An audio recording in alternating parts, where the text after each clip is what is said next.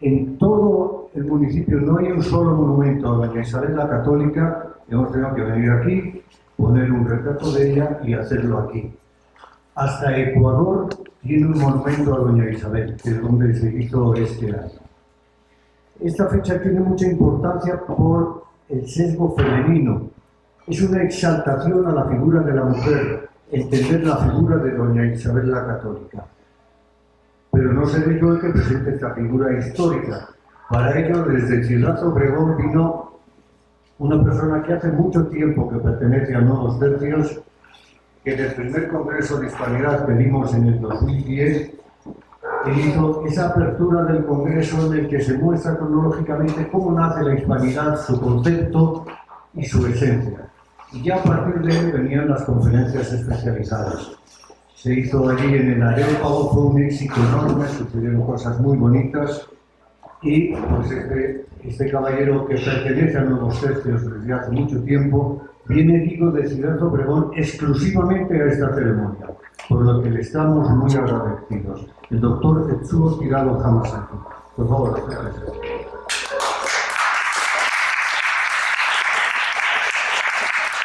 Y será un poquito el que nos desvele la gran figura de doña Isabel la Católica. Muchas gracias. ¿Se escucha? Sí. Que no oigo con el micrófono. Bien. Si me están escuchando, quisiera hacerles un recorrido brevemente para ubicar a la reina Isabel la Católica, también Isabel de Castilla. Yo quisiera retroceder un poco más para valorar su figura. Estamos haciendo un homenaje porque se lo merece, pero también porque es un ejemplo en lo humano, en lo político y como católica. Actualmente ella está reconocida como sierva de Dios. La causa de canonización va muy lento, ha sido obstaculizada y apenas en el 74 se le reconoció como sierva de Dios. El proceso de canonización lleva 3 etapas: siervo de Dios, beato y proclamado santo, lo que le llamaban santo a los altares, el poder poner su figura en los altares de una iglesia. Muchos estamos convencidos desde hace mucho de que es una santa, pero la iglesia todavía no lo ha reconocido públicamente. Cuando se canoniza es porque la iglesia decide presentar como ejemplo a una persona, como ejemplo de virtudes cristianas. Sin embargo, los santos, los que gozan de la presencia de Dios, pues son muchísimos. Hay muchos santos que no conocemos y algunos gozan de fama privada, incluso en familias. Hay gente que tiene algún antepasado que fue un ejemplo, que podemos pensar que haya sido alguien muy especial, lo que también antes decían, se va derechito al cielo. Y pues hay gente que goza de una fama en alguna zona, en una ciudad, un pueblo, en fin. La reina Isabel la Católica, desde hace mucho, en muchos sectores, es considerada como santa, pero no nos podemos adelantar a la proclamación o a la decisión de la Iglesia. Entonces no se le puede venerar públicamente como tal, aunque haya mucho por qué creer que sí lo es. Y hay libros enteros dedicados. Para ubicar el papel, voy a retroceder mucho antes de la historia, mucho antes de que nazca la reina Isabel. En la antigüedad hubo un tiempo en el que se menospreció a la mujer. Los autores clásicos de la Grecia y la Roma clásica ciertamente la tenían en otro nivel. El derecho romano le daba un papel de segunda, no se le tomaba muy en serio. Cuando llega el cristianismo, una de las novedades es que Jesús se rodea de mujeres, mientras que los judíos de aquella época ni siquiera le daban valor al testimonio de una mujer. Son mujeres las que entran al sepulcro. Y desde el principio la comunidad cristiana le da un papel muy especial a la Virgen María. En la doctrina católica, el papel de la Virgen María es alguien que no tiene ningún otro ser humano en la historia. Absolutamente ningún otro ser humano. Entonces, la Iglesia o el cristianismo va a dignificar el papel de la mujer, ¿no? Solamente una mujer tiene esa misión, solamente una mujer puede decirle a Dios que acepta. Una mujer es la que nos trae a Dios entre nosotros, que acampa entre nosotros. Y pues el cristianismo le va a dar otro papel a la mujer. Poco a poco se va permeando en lo que es la vida cotidiana. El Imperio Romano tarda en permitir el culto romano. Se extiende el cristianismo durante algunos siglos hasta alcanzar a todo lo que es el Imperio Romano. Y precisamente la Hispania, que tenía 2 provincias romanas, pues recibe al cristianismo. España es un caso especial porque a la caída de Roma llegan los godos, que eran tribus en lo que ahora es Alemania, y los visigodos, que eran los godos del sur, eran arrianos, eran de una herejía muy popular, mientras que los hispanos romanos, los que vivían en la España romana, eran católicos. Y se da un caso único en que los conquistados convierten a los conquistadores. Recaredo es un rey que se convierte del arrianismo al catolicismo, y desde entonces está ligado en una forma, digamos, oficial, el catolicismo con el ser de España. España, que ya existía, aunque no hubiera una unidad política, pero sí una unidad cultural, de idioma y una unidad religiosa. Viene la invasión musulmana en el 711, principios del siglo VIII, y durante 8 siglos hay una lucha de la reconquista, que es una lucha lenta, una lucha de poco a poco, y en el que a veces se retrocede, porque los reinos y condados cristianos no siempre luchan contra el moro, a veces luchan entre sí, a veces se alían con grupos musulmanes, y es una guerra civil. La gran mayoría de los musulmanes que hubo en la España durante esos 8 siglos de dominación musulmana o maometana no eran árabes. Había algunos que venían de distintas regiones de Oriente, no necesariamente de la península árabe, pero hubo muchos que por conveniencia se convirtieron en musulmanes. Entonces había muchos que eran totalmente blancos y pelirrojos, o sea, que eran incluso de genes, podríamos decir, alemanes, pero que les convenía la religión musulmana porque gozaban de privilegios. Es muy parecido a lo que ha pasado en México de un tiempo para acá con las mafias del narco, en el que conviene estar con los grupos poderosos, independientemente de los orígenes de cada quien. Entonces, viene esa lucha que empieza en Asturias con don Pelayo. Asturias logra expulsar a los moros, van avanzando hacia el sur.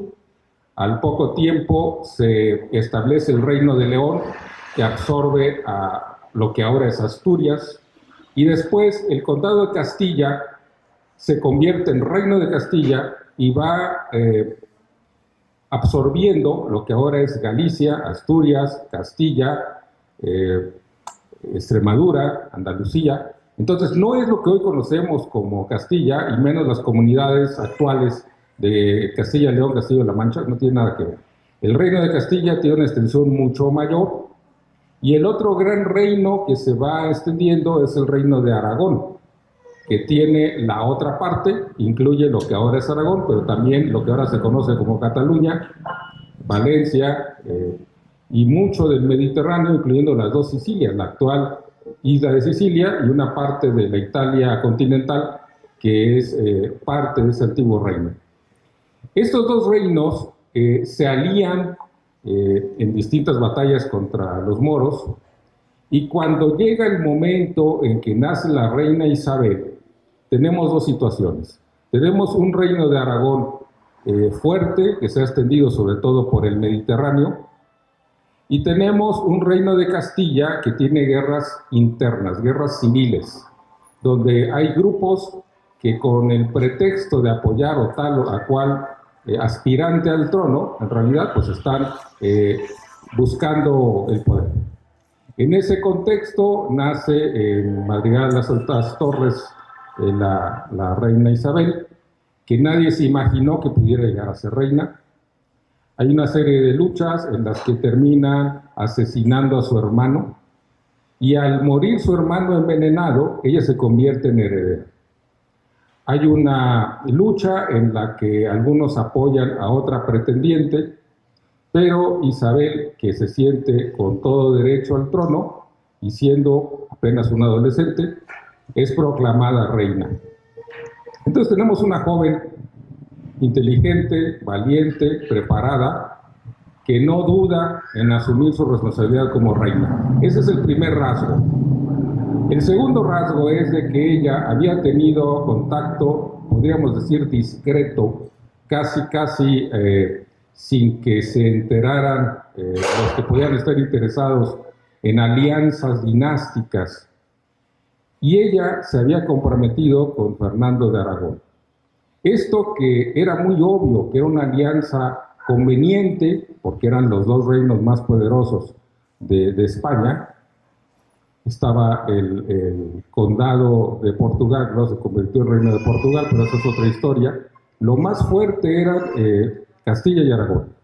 Sin embargo, ellos no lo hacen pensando en una alianza, lo hacen contrario a lo que se acostumbraba en las casas reales de la época, en un matrimonio de amor.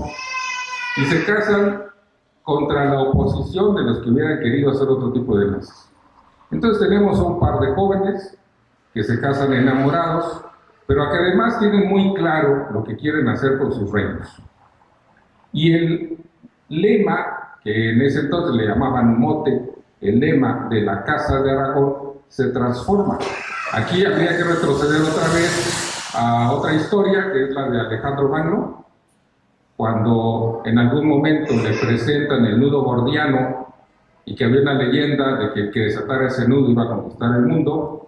Entonces Alejandro no logra desatarlo, lo corta con la espada, y una de las versiones de la leyenda de Alejandro Magno dice que tanto monta desatar como cortar. O sea, importa igual, da lo mismo desatar que cortar. Ese lema o ese dicho lo adoptó después Aragón, era el lema de Fernando cuando él se convierte en heredero al trono de Aragón, pero cuando se casa con Isabel lo vuelven a transformar.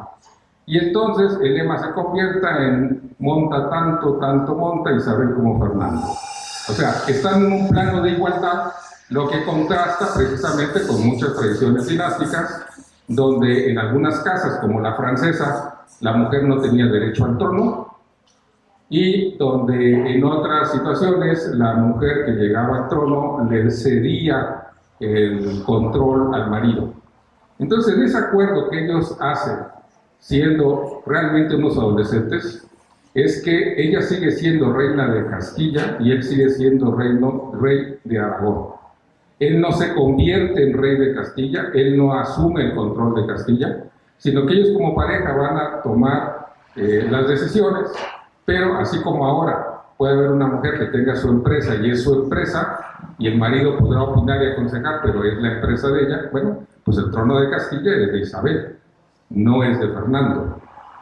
Ellos tienen un ejemplo de una comunicación en la que la alianza de dos reinos se convierte también en un matrimonio que, así como discute las cosas de los hijos, también va a tratar como un acuerdo lo que interesa a ambos reinos.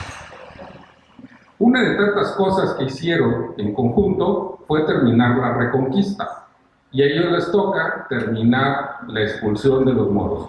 En 1492 ellos logran tomar Granada, que era la última ciudad que quedaba en poder de los musulmanes. En ese mismo año es cuando Isabel patrocina el viaje de Colón. Había terminado la Reconquista, habían tomado la ciudad de Granada, y entonces ella autoriza el viaje de Colón. Y aquí habría que hablar de unas cuantas leyendas en torno a Isabel de Castilla. Una de ellas es de que ella supo ser reina, esposa, madre. Ella se preocupó por sus hijos, fue una mujer culta, estudió latín, que se interesaba en las cosas de la iglesia, en las cosas de las leyes, en la seguridad. Ellos, Isabel y Fernando, crean la Santa Hermandad, que es la primera policía nacional, al menos de Europa, yo diría del mundo. Los cuadrilleros de la Santa Hermandad vienen siendo la primera Policía Nacional, que se encargan de limpiar los caminos de bandoleros. Hacen una reforma de la iglesia. Siempre ha habido gente que entra a la iglesia, sacerdotes religiosos, y no vive de acuerdo a lo que debería ser. Entonces, con el cardenal Cisneros, hacen una auténtica reforma mucho antes que Lutero, contra los abusos, la indisciplina o algunas situaciones que podían dar lugar a escándalo en la vida de religiosos o sacerdotes u obispos en España.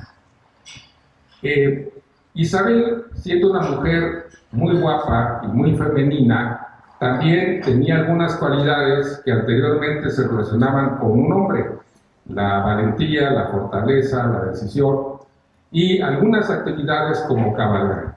En la Reconquista ella cabalgó días enteros y estuvo al pendiente de las tropas. No hay ninguna constancia que haya estado en el campo de batalla al frente de las tropas, pero sí en los campamentos discutiendo con los jefes militares los movimientos de las tropas. O sea, ella tiene mucho que ver con la guerra de la Reconquista como reina. Entonces, esas cualidades es lo que en aquel entonces llamaban en una mujer ser una viriago, o sea, una mujer que, teniendo sus cualidades femeninas, tiene esas cualidades espirituales que habitualmente se relacionaban con un hombre, como el valor, la fortaleza, la serenidad, el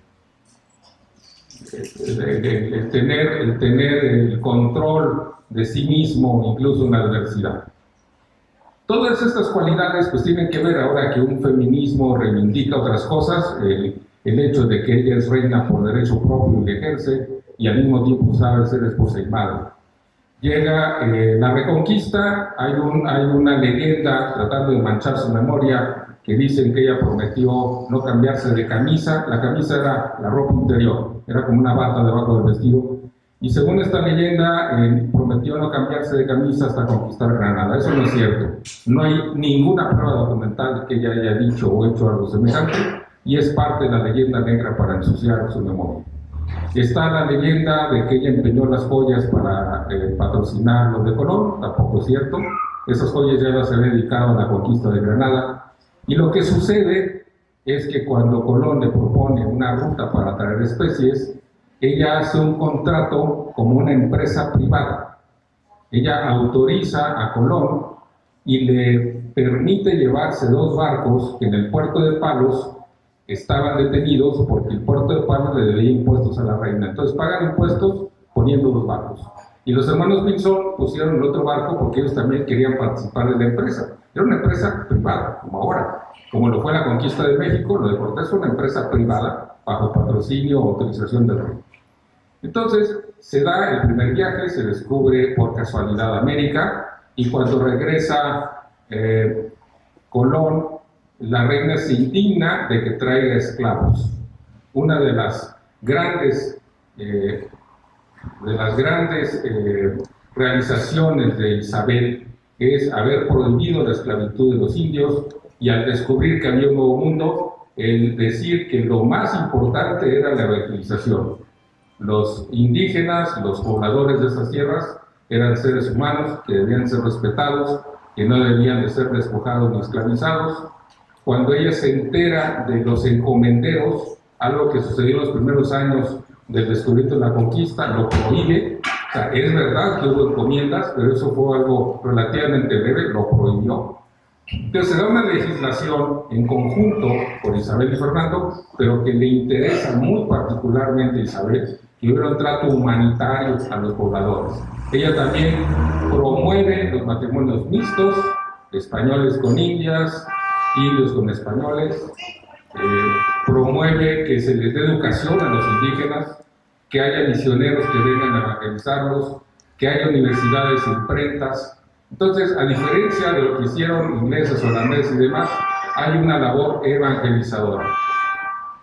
La reina Isabel hace grandes reformas, tanto en la legislación, la reforma de la iglesia que ya mencioné, la reforma fiscal, el aumento de las condiciones de vida tanto en la península como en las zonas descubiertas, el comercio.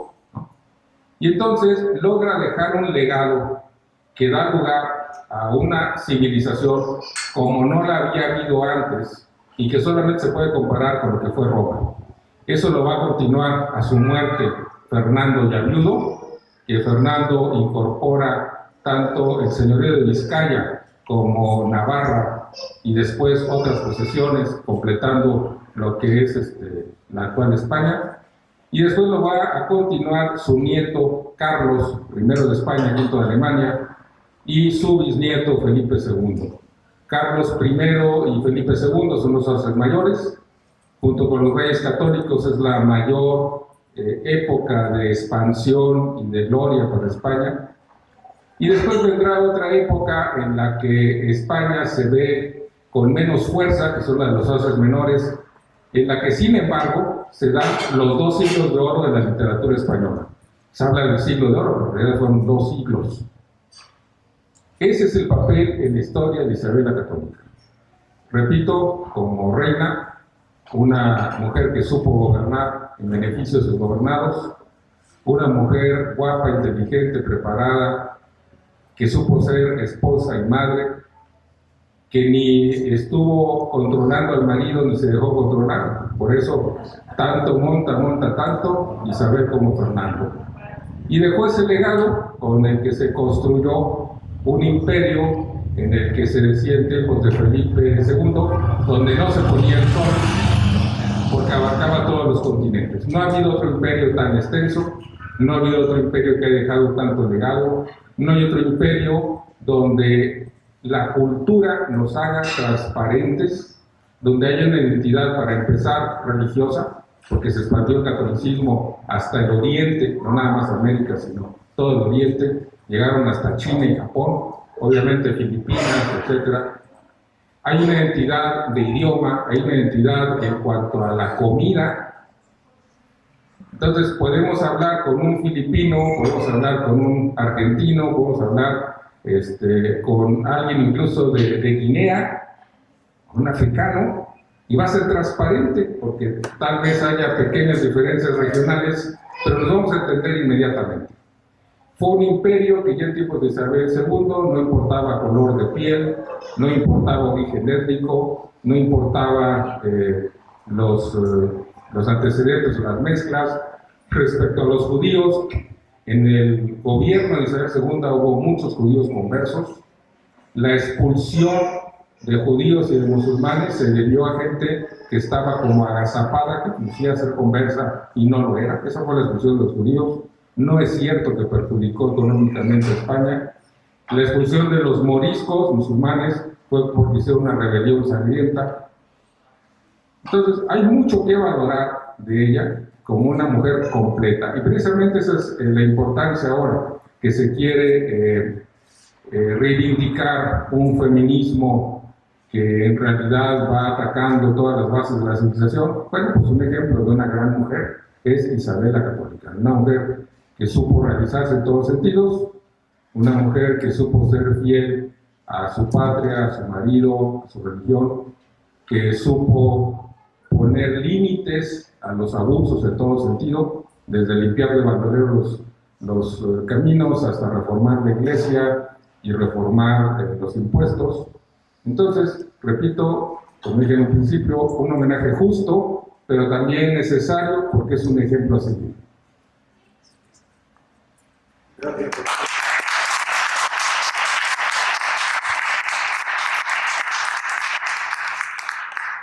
Es difícil hablar y ponderar suficientemente la figura de esta mujer. Les invito a meterse en la página de Nuevos Tercios. Estamos promocionando libros muy buenos, muy interesantes, muy documentados sobre toda esta materia. Les invito también a buscar el Testamento y Codicilo de doña Isabel la Católica. Es un pilar fundamental de lo que hoy se cacarea tanto en medios políticos, los derechos humanos. Los verdaderos derechos humanos fuera de la política se iniciaron con doña Isabel la Católica. 20 años después de haberse muerto Isabel la Católica, cuando le decían a algún campesino de Castilla que por qué hacía esa cosa tan buena, algo que estuviera haciendo, decía, pues si me ve la Virgen. Digo, la reina, y le decía, pues si la reina murió hace 20 años. Sí, pero me mira desde ahí. La influencia de esta señora en todo el pueblo y en el ejército fue impresionante. Les invito a leer al menos su testamento impodicido. Un prodigio de humanismo, un prodigio de sentido maternal y un prodigio de avance dentro de las leyes. Cuando los lean, piensen en la época en que se escribieron, porque sentaron novedades en aquella época. Un gran avance en la historia de las leyes y del humanismo cristiano. El resto de la ceremonia lo vamos a hacer de pie. Vamos, por favor, a levantarnos todos y los que estén por ahí, por favor, que se vengan para acá. Todos los que ya pertenecen a nuevos tercios y saben lo que va a venir ahora, que se pongan juntos a este lado, por favor. ¿Y tú cómo vas a hacer tú desde ahí? Bueno. Los de nuevos tercios los quiero ver juntos porque va a haber un solo golpe. Ahora viene la ofrenda floral, que es parte esencial de este homenaje a doña Isabel la Católica.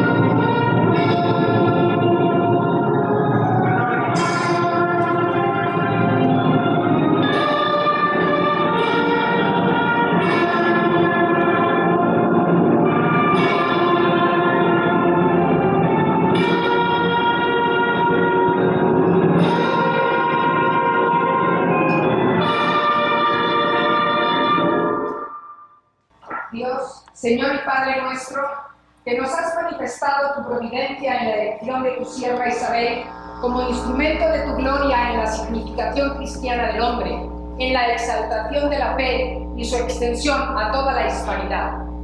Te damos gracias por este don sobrenatural de sus virtudes y de su ejemplo permanente desde las cimas del gobierno de los pueblos para la redención y la salvación de todos. Te rogamos, te dignes perpetuar su intercesión en el cielo para continuar su obra comenzada en la tierra y para obtener ahora las gracias especiales y favores que por su medio te pedimos. En unión con Cristo nuestro Señor y Mediador, que contigo y el Espíritu Santo vive y reina y es Dios por los siglos de los siglos. Amén. ¡Viva la reina Isabel la Católica! ¡Viva!